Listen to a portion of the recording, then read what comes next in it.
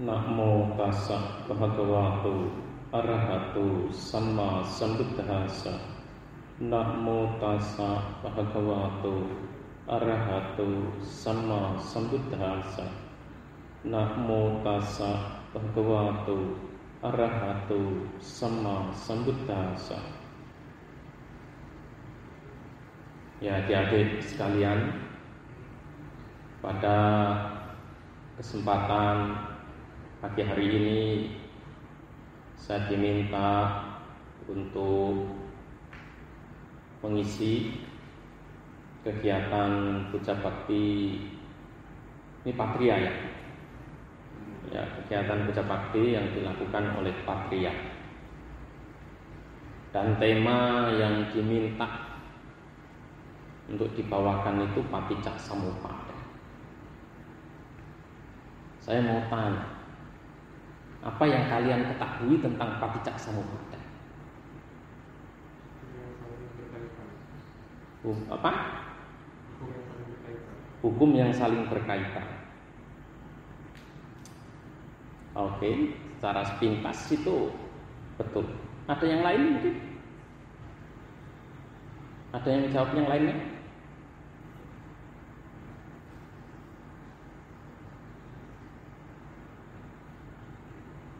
Apa itu? Ada yang tahu? Tidak ada yang tahu? Ya, secara sepintas, Paticca Samuppada itu adalah hukum yang saling bergantungan. Paticca Samuppada.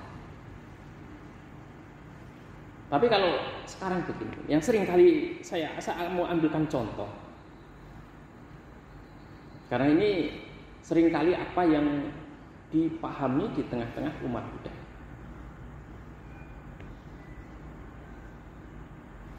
Karena semuanya sudah remaja semuanya.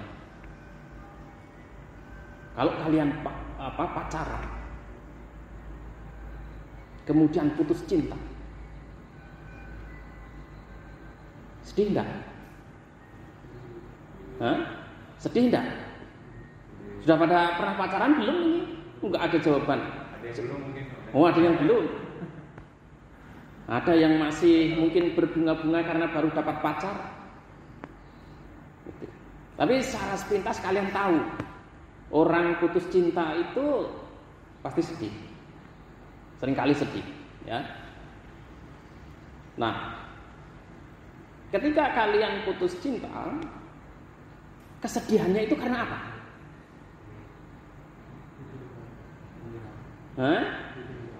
Merasa ditinggal. Kalau kalian merasa ditinggal, yang salah. Ya, biasanya ini kan ketika kita ditinggalkan atau kita meninggalkan, kan pasti kita merasa ada yang salah. Iya atau enggak?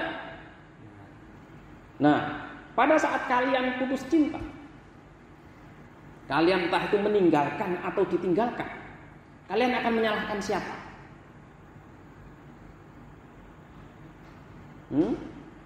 Kalian akan menyalahkan siapa coba? Jawaban kalian itu nanti akan menentukan pemahaman kalian terhadap konsep Paticca Samuppada. Makanya saya tanya ini, saya ambil kasusnya. Ketika kalian putus cinta, entah itu kalian meninggalkan atau kalian ditinggalkan, yang salah itu siapa? Yang salah itu kalian ataukah pacar kalian kira-kira? Dua-duanya? Oke, ada yang dua-duanya. Berarti pasangannya salah, dia juga salah, begitu ya? Ada yang mau jawab yang lain? Tidak usah malu dengan saya. Karena mungkin kalian juga akan memasuki masa-masa seperti itu.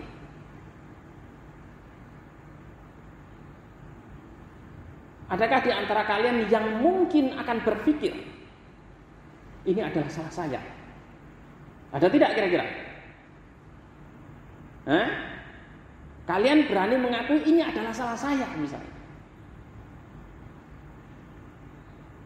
Ada yang berani mengakui begitu? Atau justru kalian sebaliknya, ini salahnya dia?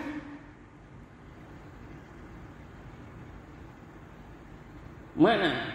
Tadi ada jawaban yang bilang dua-duanya. Sekarang saya mau tanya, apakah memungkinkan bagi kalian untuk menyalahkan diri sendiri atau bahkan mungkin kalian menyalahkan pasangan kalian?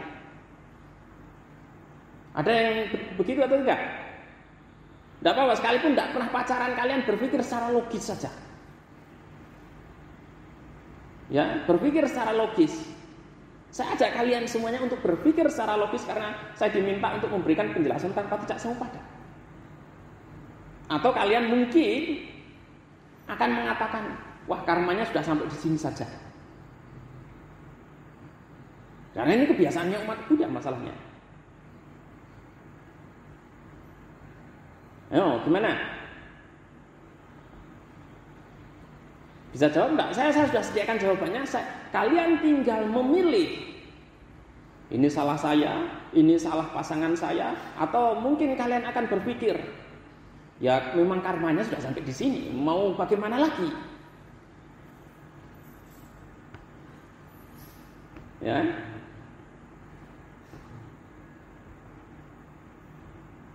Gimana? Tidak ada yang jawab?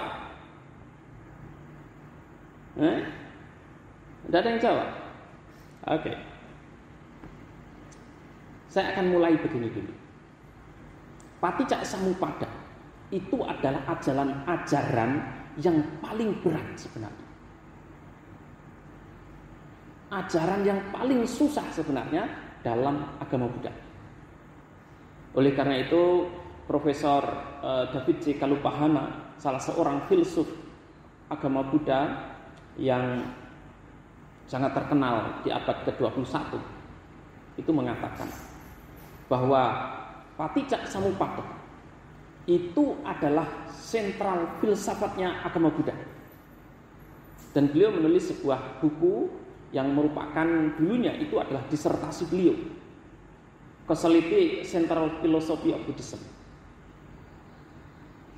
Bukunya bisa dicari secara online. Kalau tidak ada, saya ada ya, soft copy-nya. Nah, ini adalah penemuan asli, ajaran asli yang ditemukan oleh Sang Buddha. Tapi Paticca Samuppada itu tidak pernah populer. Yang populer di kalangan umat Buddha apa? Hukum karma. Ya kan? Oleh karena itu, bagi kalian yang penting paham hukum karma selesai. Yang penting mengerti hukum karma cukup. Padahal seringkali apa yang saya temukan, pemahaman umat Buddha tentang hukum karma itu adalah pemahaman hukum karma yang dimiliki oleh agama lain sebelum agama Buddha itu muncul. Nah, oleh karena itu, pemahaman hukum karma yang dimiliki oleh umat Buddha lebih banyak menyimpang dari ajaran Buddhis. Ya, karena hukum karma itu sudah populer terlebih dahulu sebelum agama Buddha itu muncul. Yang memegang kuat, mengajarkan dan memberikan penekanan secara kuat tentang hukum karma, itu ada satu agama di India namanya agama Jaina, dipimpin oleh Jaina Mahavira. Kalau kalian bepergian ke India atau ke tempat lain, mungkin ke ekspedisi patung-patung begitu, kalian akan melihat patung yang mirip sekali dengan Sang Buddha, persis sama seperti Sang Buddha, tetapi patungnya telanjang. Entah itu sedang duduk atau sedang berdiri, patungnya telanjang tanpa sehelai benang. Nah, itu banyak diprotes. Banyak orang memprotes, wah ini pelecehan, apa namanya? Kalau sekarang ini namanya pelecehan agama. Pelecehan agama itu apa namanya sekarang? Pencemaran nama baik agama. Pelecehan terhadap agama lain. Padahal bukan.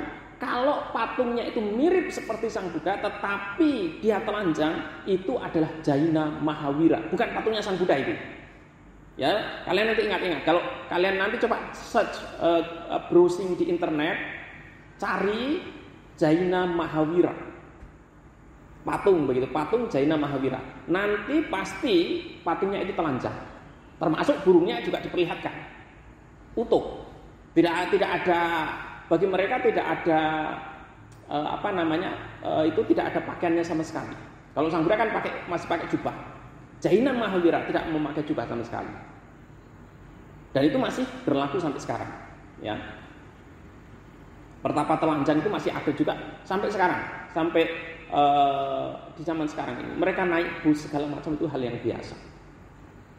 Nah, Jaina Mahavira memberikan penekanan ajarannya terhadap hukum karma dan moralitas atau sila.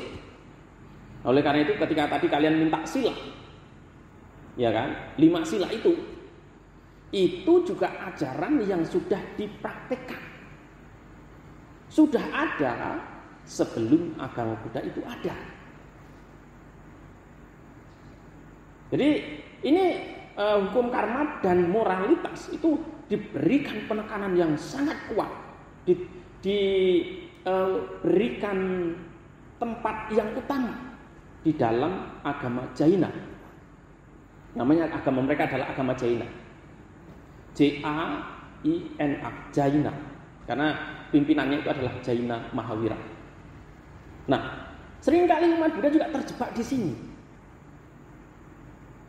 Umat Buddha itu terjebak untuk memberikan penekanan terhadap praktek mereka pada moralitas dan hukum karma.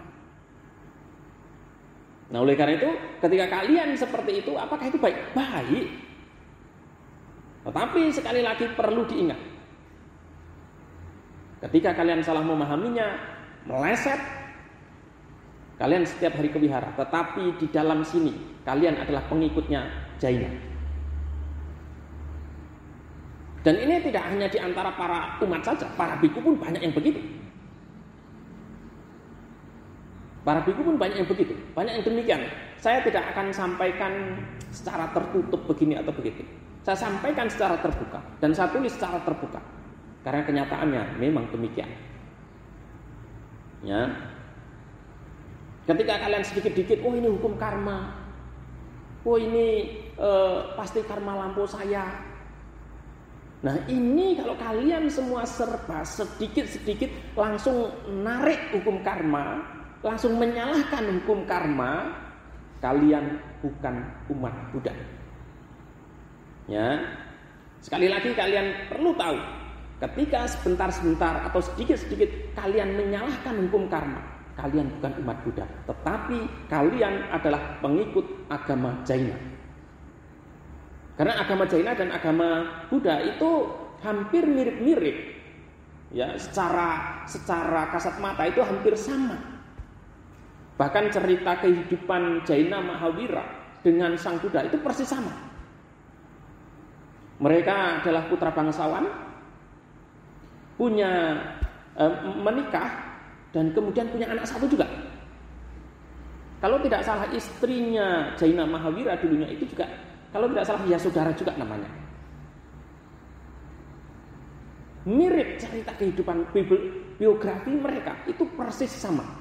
Oleh karena itu di kalangan para scholar, kalangan cendekiawan Buddhis itu dipertanyakan, ini yang ngopi siapa? Ya, ini yang menjebak itu siapa? Yang melakukan plagiarisme ini siapa? Apakah agama Buddha ataukah Jaina Mahavira? Ataukah agama Jaina? Nah, secara historis agama Jaina itu lebih senior daripada agama Buddha. Itu. Nah, ketika Sang Buddha muncul, Sang Buddha tetap terima yang namanya moralitas atau sila tadi. Pancasila itu kan adanya sudah ribuan tahun, jauh sebelum agama Buddha itu muncul. Sudah diajarkan, sudah diterima oleh masyarakat India. Oleh karena itu kalau kalian berbicara dalam konteks hukum modern, Pancasila itu adalah undang-undangnya masyarakat India. Kalau sekarang kita punya Undang-Undang 45, Kita punya hukum. Nah, hukumnya masyarakat India itu adalah Pancasila ini. Ini adalah hukum yang sudah diterima secara verbal, secara umum oleh masyarakat India jauh sebelum Sang Buddha itu ada. Dan Sang Buddha mengakuinya juga. Kalau kalian membaca misalnya Aganya Sutta, di situ dengan sangat jelas akan kalian bisa lihat bagaimana sejarah moralitas itu muncul. Sejarah Pancasila muncul itu ada dalam Aganya Sutta itu. Ya, itu Sutta nomor 27 dalam Tiga Nikaya. Itu oleh karena itu kalau kalian mau baca sejarahnya moralitas, sejarah bagaimana Sang Buddha itu melihat moralitas, baca Aganya Sutta. Ya.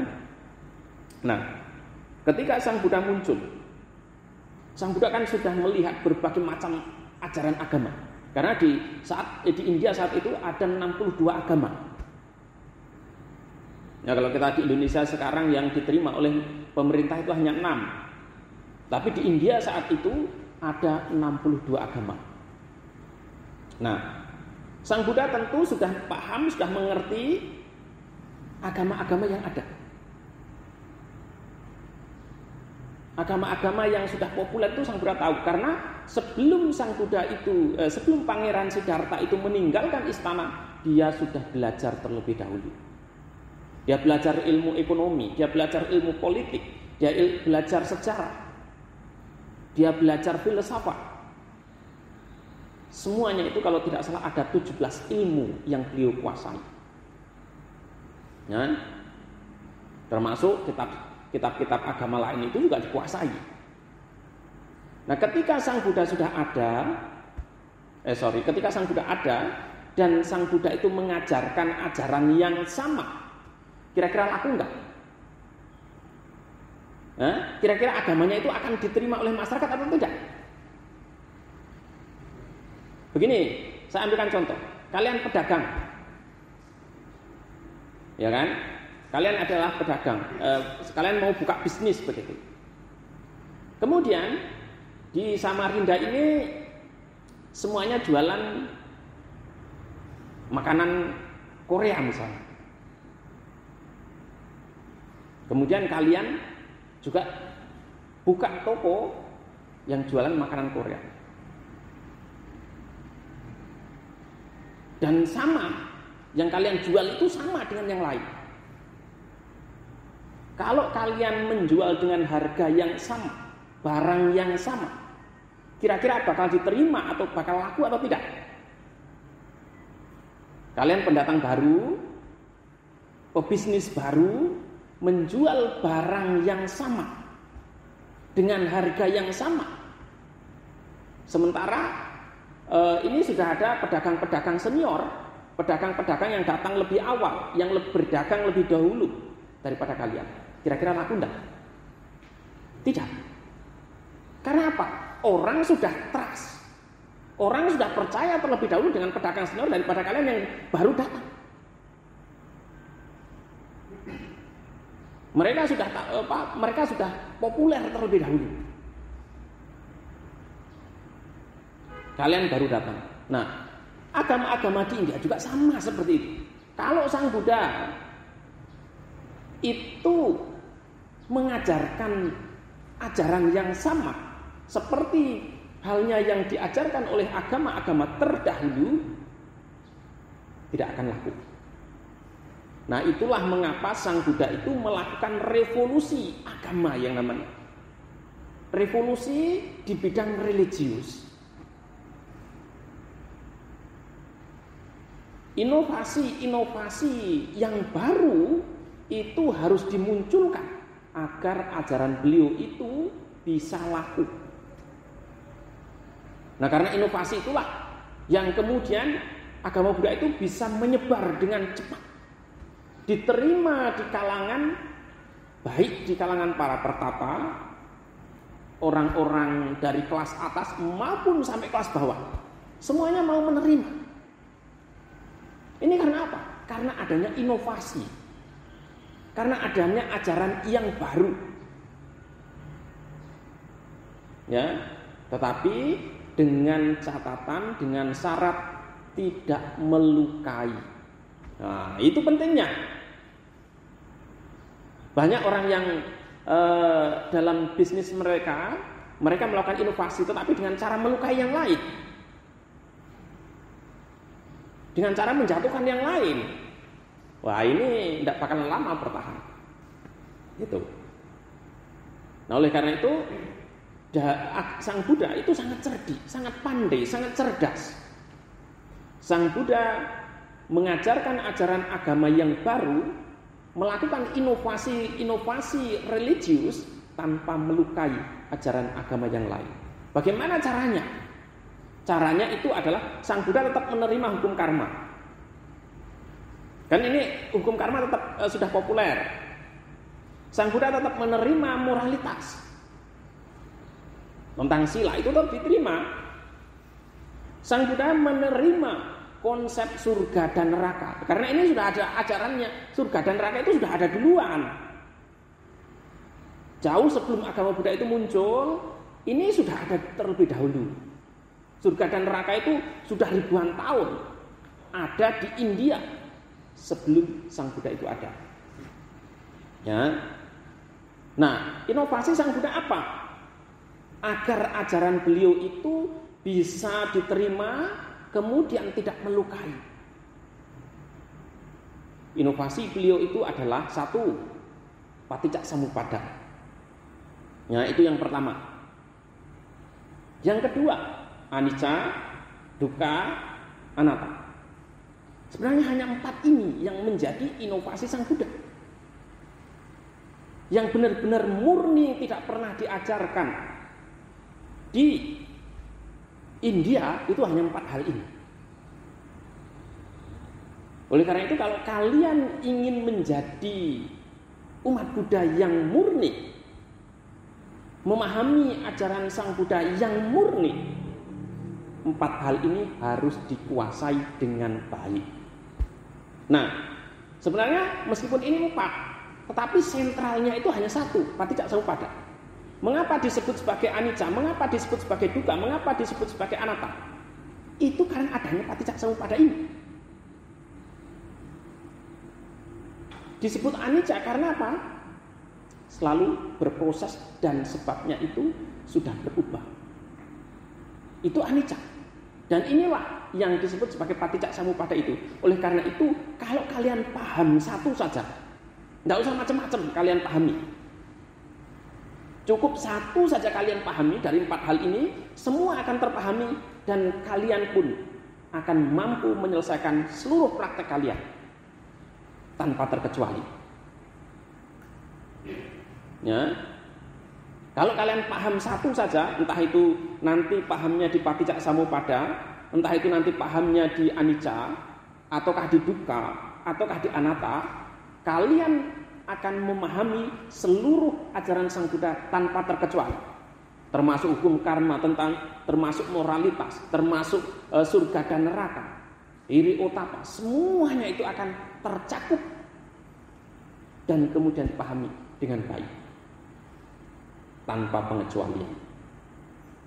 Ya, oleh karena itu kalau mau mempelajari agama Buddha tidak usah macam-macam, semuanya dibaca. Cukup kalian cari satu topik yang paling menarik bagi kalian dari 4 hal ini. Dan itu nanti akan bisa mencakup seluruh ajaran Sang Buddha tanpa pengecualian. Ya.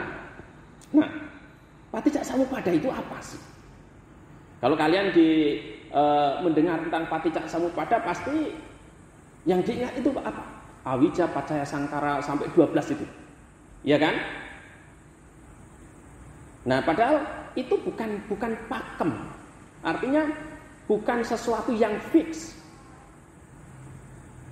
Itu hanya salah satu teorinya. Ya. Sebenarnya inti dari paticcasamuppada itu simpel. Tidak ada sebab yang tunggal.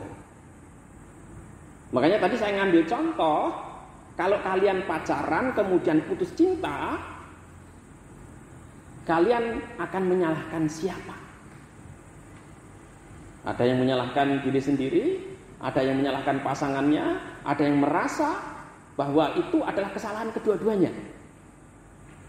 Ada juga yang berprinsip, berpendapat itu adalah hukum karma yang memang sudah sampai di situ kekuatannya sehingga tidak bisa dilanjutkan lagi. Nah, ini adalah paham-paham yang ditolak oleh Sang Buddha.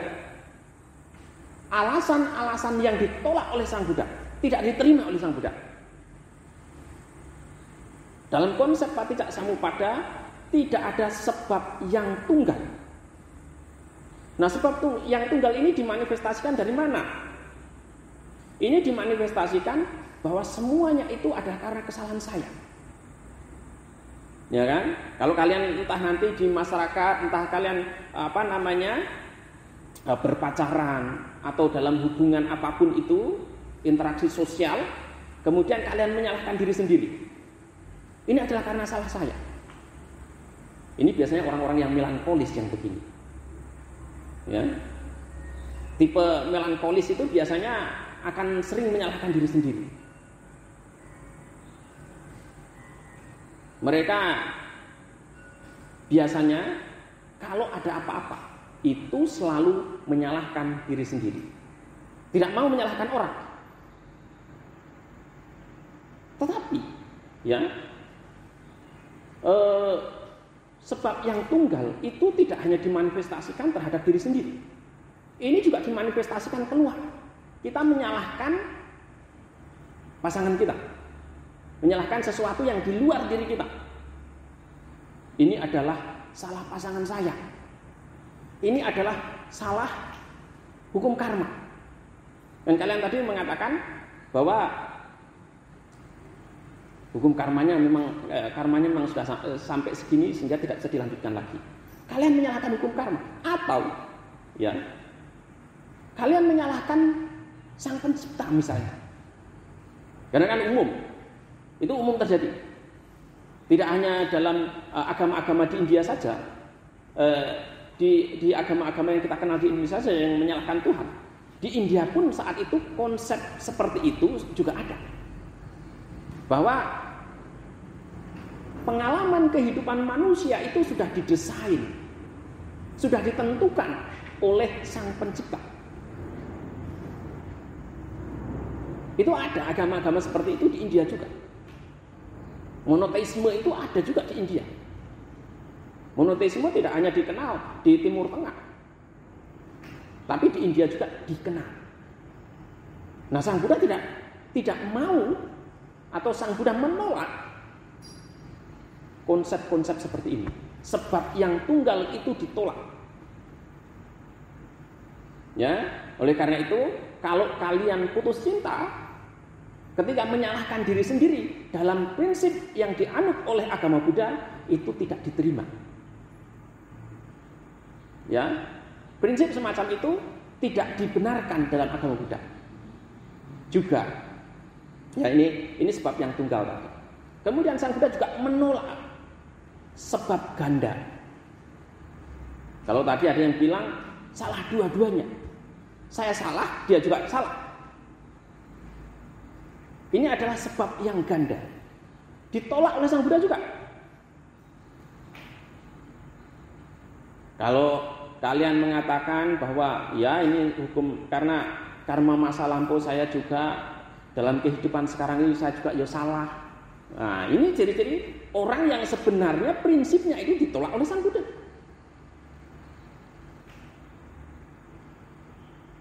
Jadi sebab tunggal ditolak, sebab ganda ditolak, tanpa sebab juga ditolak. Gitu, ya. Jadi ketika kalian mengatakan bahwa saya bisa putus cinta dengan dia, ya memang begitulah. Tidak ada sebabnya juga begitu. Ada orang-orang yang berprinsip seperti itu. Semua itu terjadi secara spontan. Terjadi tanpa sebab. Nah, dalam hukum Paticcasamuppada, segala sesuatu yang muncul itu disebabkan karena sebab yang tidak bisa dihitung jumlahnya. Saya ambilkan contoh seperti kalian berkumpul di sini bersama-sama. Apakah hanya karena hukum karma? Tidak bisa. Apakah hanya karena kalian punya niat untuk datang ke wihara? Tidak bisa. Kalian bisa datang dan berkumpul di tempat ini karena adanya ribuan bahkan miliaran kondisi. Saya ambilkan contoh. Keamanan negara kita. Negara kita aman sehingga kita bisa berkumpul. Coba kalian sekarang di Ukraina sana, kalian bisa berkumpul seperti ini atau enggak? Tidak bisa. Karena situasinya sedang perang. Oleh karena itu situasi politik mempengaruhi. Kemudian yang kedua, adanya transportasi. Katakanlah kalian di kota sana, datang ke sini. Kalau jalan kaki, berapa lama kira-kira? 1 jam? 1 jam. Kalian harus jalan kaki. Kalau kalian di sekarang ini, anak-anak zaman sekarang suruh jalan 1 jam itu mending tidur.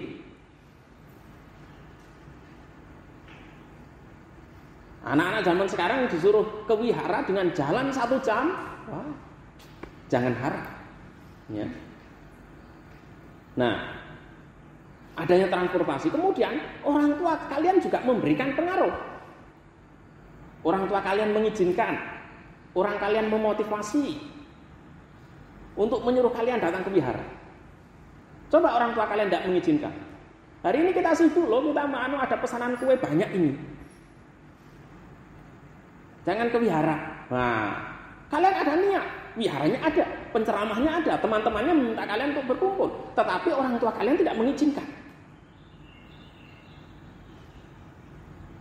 Orang tua kalian pun ketika meminta kalian untuk tinggal di rumah, untuk membantu membuat kue, itu pun ada ribuan sebabnya. Bukan hanya karena masalah ekonomi saja. Sehingga kalian itu ditahan, sehingga kalian itu tidak diizinkan untuk datang ke wihara. Macam-macam alasannya. Ya. Nah, oleh karena itu, sesuatu itu muncul apapun itu, yang baikkah, yang burukkah, yang menyenangkankah, atau yang tidak menyenangkan, atau bahkan yang netral sekalipun, muncul ke permukaan, muncul ke muka bumi ini, muncul ke dalam kehidupan kita, itu bukan karena sebab yang tunggal.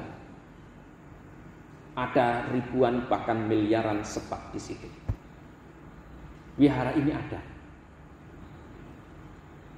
Dhammasala ini ada, kita bisa berkumpul di sini. Dan Dhammasala ini ada karena apa?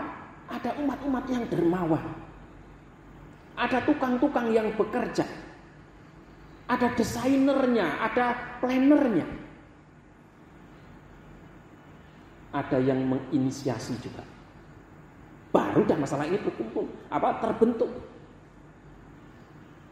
Nah, oleh karena itu, ketika kalian semuanya memahami bahwa dalam kehidupan kita, apapun yang muncul dalam kehidupan kita itu tidak karena sebab yang tunggal, juga bukan karena sebab yang ganda, juga bukan karena tanpa sebab, kalian akan bisa hidup dengan damai.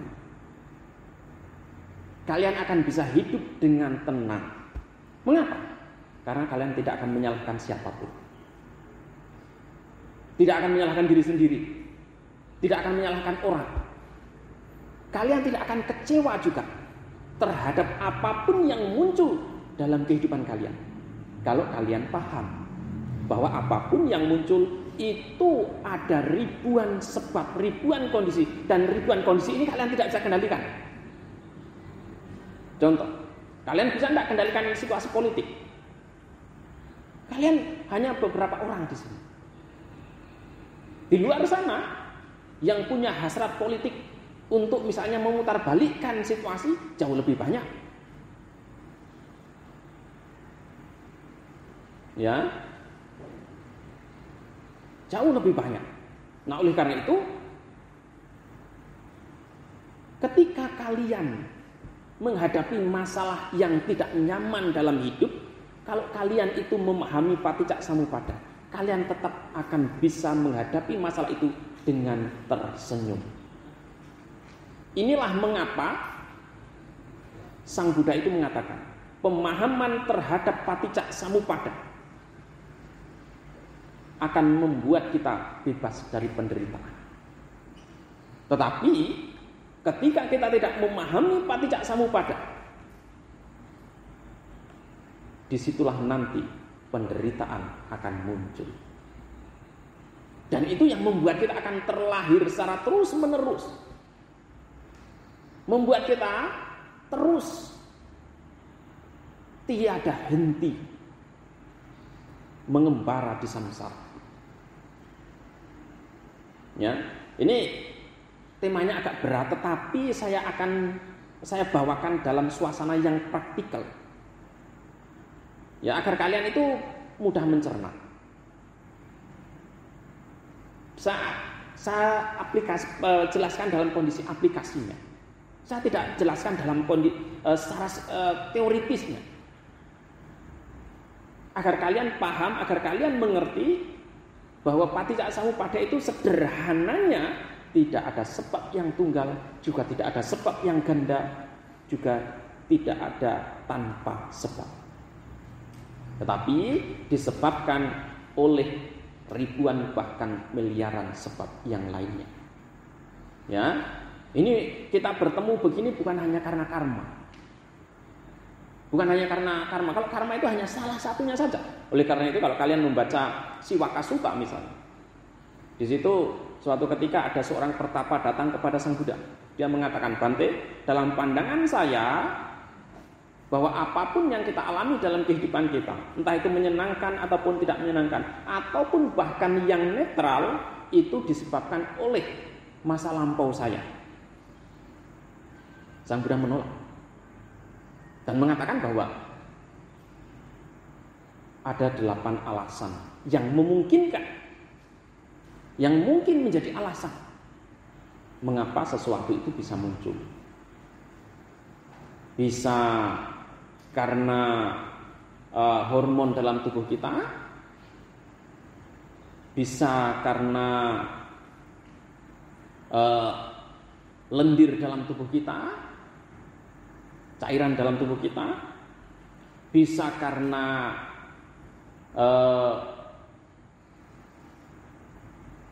situasi di luar dari kita. Semuanya itu ada 8. Saya tidak ingat satu persatu. Tapi yang terakhir Sang Buddha mengatakan, kemungkinan juga bisa karena karma. Baru kemungkinan loh ya. Sang Buddha mengatakan, bisa jadi itu karena karma juga. Nah oleh karena itu, ketika kalian sebentar-bentar menyalahkan hukum karma, sedikit-dikit menyalahkan hukum karma, you are not Buddhist at all. Kalian bukan penganut agama Buddha, tapi kalian adalah penganut agama Jaini. Kalau kalian kemudian mengutamakan, mengedepankan paticca samuppada, barulah kemudian kalian itu akan bisa dikategorikan, diklasifikasikan sebagai umat Buddha yang memahami ajaran Sang Buddha sepenuhnya. Ya, kalau kalian paham, ketika kalian ada teman yang dianggap salah, kalian akan bisa memakluminya, tidak akan marah. Kalau misalnya pasangan kalian, pacar kalian minta putus, kalian pun bisa memakluminya, karena kalian tahu ketika dia minta putus, ketika dia melakukan kesalahan, disitulah kemudian kalian mengetahui, kalian paham, dia mengambil keputusan itu pun tidak karena satu sebab yang tunggal. Bukan hanya karena dia sudah dapat pasangan yang baru, bukan hanya karena dia sudah mendapatkan orang yang cocok, bukan hanya karena dia misalnya pengen hidup sendiri dan sebagainya. Tetapi ada ribuan bahkan miliaran kondisi lainnya yang tidak bisa kita sebutkan, tidak bisa kita lihat secara kasat mata. Ya. Kalau kalian bisa seperti itu, dimanapun kalian hidup, kalian akan bisa hidup dengan harmonis. Kalian akan bisa hidup dengan tenang dan damai. Kalian akan bisa hidup tanpa menyalahkan pihak manapun. Itulah indahnya ajaran Sang Buddha itu. Inilah yang nanti akan menyebabkan kalian, membuat kalian untuk menjadi orang yang non-judgmental. Pemahaman kalian terhadap Paticcasamuppada akan mengondisikan kalian menjadi manusia-manusia yang non-judgmental. Mengapa kalian bisa membuli orang? Mengapa kalian bisa merendahkan orang? Mengapa kalian bisa terkagum-kagum pada orang begitu? Itu karena apa? Judgmental kalian. Kalian menjudge orang. Oh, orang ini begini, orang itu seperti itu. Ketika itu yang terjadi, ya pada akhirnya kalian sendirilah yang akan merasa tidak nyaman. Ya, kalian sendirilah yang kemudian akan menderita, akan sengsara karena judgmental itu tadi.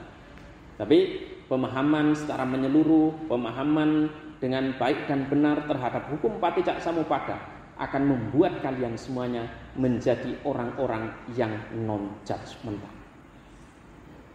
Kalau kalian bisa menjadi pelopor seperti itu, saya yakin negara kita akan menjadi negara yang damai.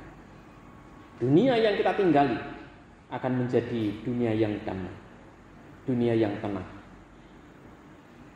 Nah, mengapa kalian tidak mampu untuk menjadi orang yang non-judgmental? Itulah yang disebut sebagai ketidaktahuan tadi. Karena kalian tidak mengetahui bahwa apa yang terjadi itu disebabkan atau dikondisikan oleh ribuan bahkan miliaran sebab. Gitu, ya. Jadi ketika kalian memahami Paticcasamuppada, kalian akan memahami seluruh rangkaian ajaran Sang Buddha tanpa terkecuali. Ketika kalian memahami Paticcasamuppada dengan baik, kalian semuanya memahami ajaran agama Buddha secara sempurna. Kalau hanya memahami hukum karma, hanya memahami moralitas, kalian masih sering kali meleset. Ya, karena itu adalah ajaran-ajaran yang diwarisi oleh Sang Buddha, diterima oleh Sang Buddha dengan tujuan agar agama Buddha itu tidak berkonflik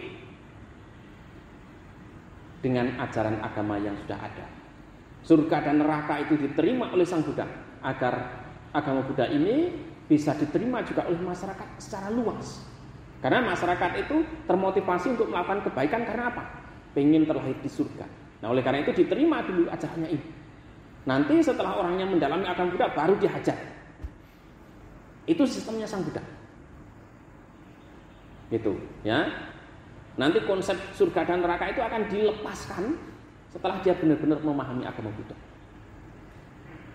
Itu. Oleh karena itulah mengapa kemudian orang yang memahami Paticcasamuppada, dia tidak akan lagi